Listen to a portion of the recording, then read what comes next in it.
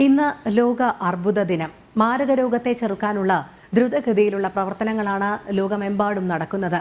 ഒരു ഇടവേളയിൽ ജീവിതത്തിലേക്ക് കടന്നുവരുന്ന ഈ രോഗത്തെ മരുന്നുകൾക്കപ്പുറം മാനസിക ധൈര്യത്തോടെയും ആത്മവിശ്വാസത്തോടെയും നേരിടുകയാണ് നാം ഓരോരുത്തരും ചെയ്യേണ്ടത്.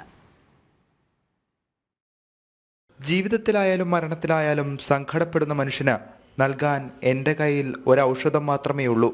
ഫലിതം. ജീവിതത്തിൻ്റെയും മരണത്തിൻ്റെയും ഇടനാഴിയിൽ നിന്ന് തിരിച്ചു വന്ന് തനിക്ക് നൽകാനുള്ളതും ക്യാൻസർ വാർഡിൽ നിന്നും കണ്ടെത്തിയ ഈ ചിരിത്തുണ്ടുകൾ മാത്രം.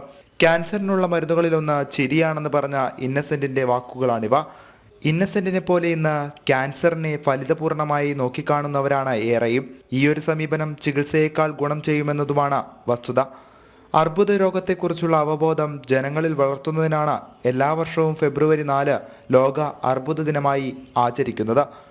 അർബുദത്തിനെതിരായ പ്രതിരോധ പ്രവർത്തനങ്ങൾ വർദ്ധിപ്പിക്കുന്നതിന് നിരവധി നീക്കങ്ങളാണ് ലോകമെമ്പാടും ആരോഗ്യ വിദഗ്ധർ നടത്തുന്നത്.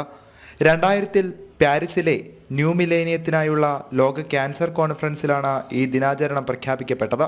പാരീസിൽ ഇത് ഇന്റർനാഷണൽ യൂണിയൻ എഗെയിൻസ്റ്റ് ക്യാൻസർ എന്ന സംഘടനയാണ് 2005 ലോക അർബുദ വിരുദ്ധ പ്രചാരണ പ്രവർത്തനങ്ങൾക്ക് തുടക്കമിട്ടത്.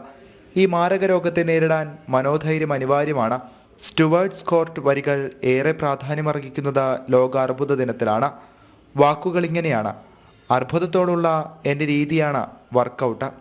നിങ്ങൾ എൻ്റെ ശരീരത്തെ ആക്രമിക്കാൻ ശ്രമിക്കുകയാണ്. നിങ്ങൾ എന്നെ എൻ്റെ മക്കളിൽ നിന്ന് അകറ്റാൻ ശ്രമിക്കുകയാണ്. പക്ഷെ ഞാൻ നിങ്ങളെക്കാൾ ശക്തനാണ്. ഞാൻ നിങ്ങളെക്കാൾ ശക്തമായി തിരിച്ചടിക്കും. മാനസികമായ പ്രതിരോധമാണ് അർബുദത്തെ ചെറുക്കുന്നത്. നമുക്ക് ബാഹ്യമായും ആന്തരികമായും ഉണ്ടാകുന്ന വ്യത്യസ്തമായ മാറ്റങ്ങളിൽ നാം ആകുലപ്പെടാതെ, അത് നമ്മെ ബാധിക്കാതെ സ്വന്തം ജീവിതത്തെ സാധാരണമായി കണ്ട് മുന്നോട്ട് പോകണമെന്നതാണ് അർബുദത്തെ ചെറുക്കാനുള്ള പോംവഴി. ന്യൂസ് ഡെസ്ക്, ജനം.